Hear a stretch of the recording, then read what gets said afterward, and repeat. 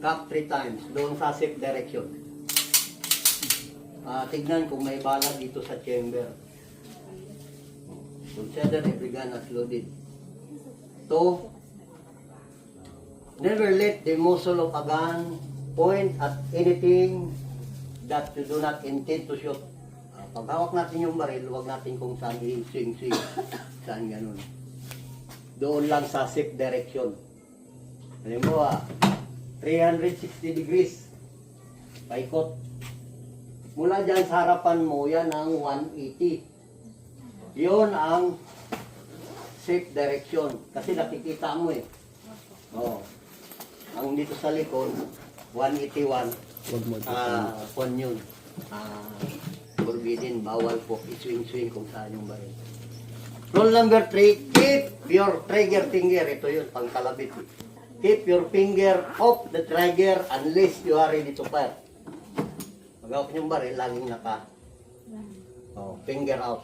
Makikita nyo rin sa mga pelikula, di ba? Hindi pala sila ready. Ayan.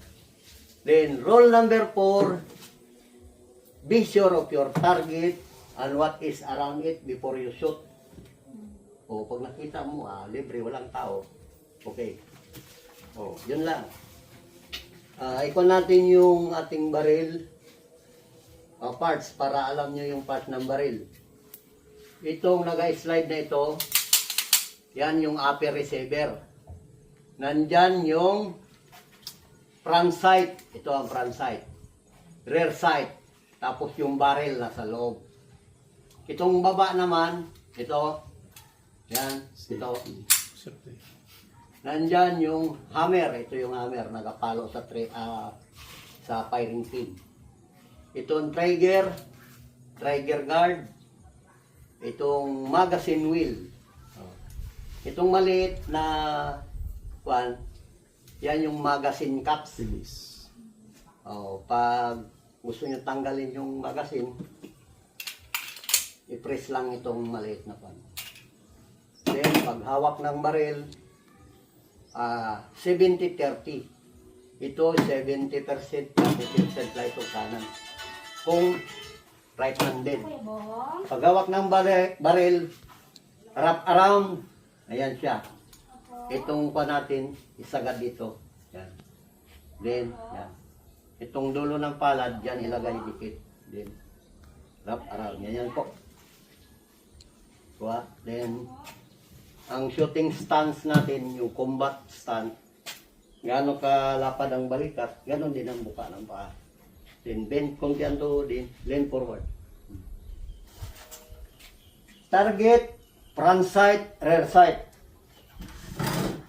Kung ipipicture natin, kunin natin yung correct sight picture and alignment. Halimbawa, yung bakal na yun. Diyan natin siya ilagay sa gitna. Itong maliit na nasa gitna, front sight, ito ang rear sight. Ito.